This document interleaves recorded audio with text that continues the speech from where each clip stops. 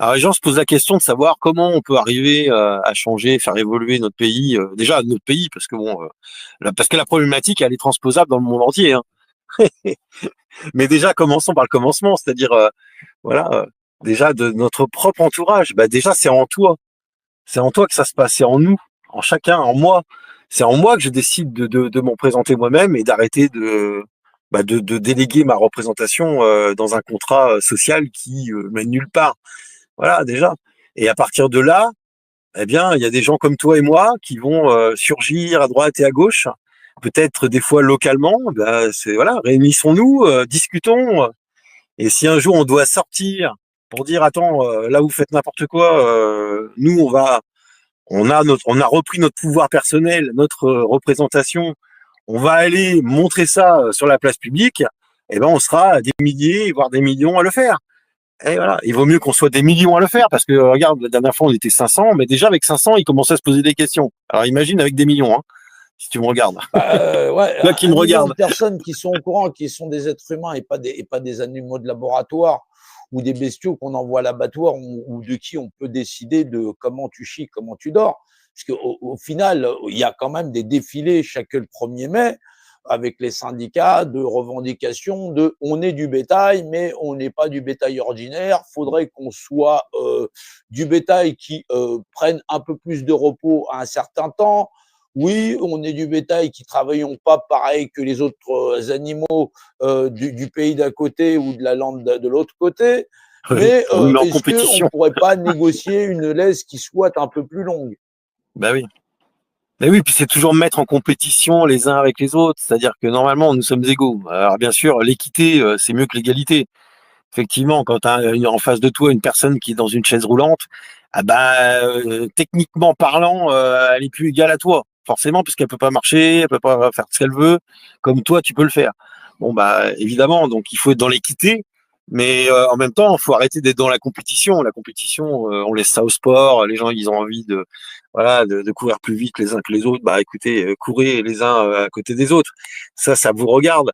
Maintenant, dans la vie de tous les jours, dans la vie sociale, on n'est pas là pour être en compétition. On est là pour s'entraider, vivre ensemble, en communauté.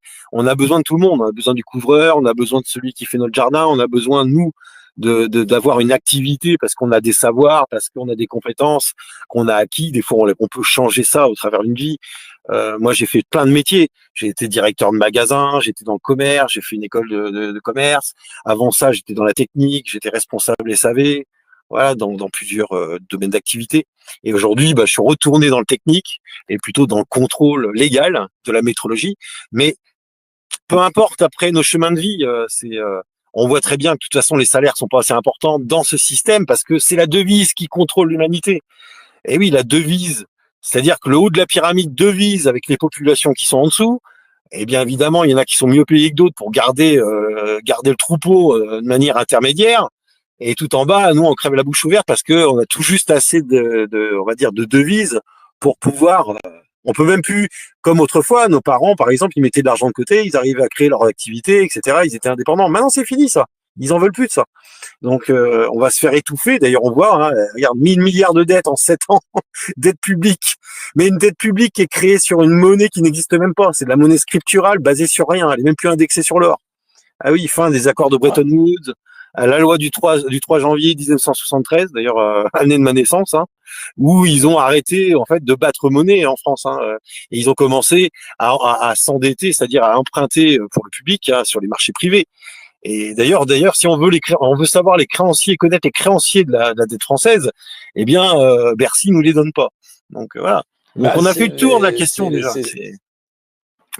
alors, on a eu les Rothschild qui étaient créanciers, puisqu'effectivement, on a eu. Alors, il faut pour ça comprendre Les créanciers, c'est les plus riches les de ce monde, hein. créanciers, il faut retourner à Napoléon.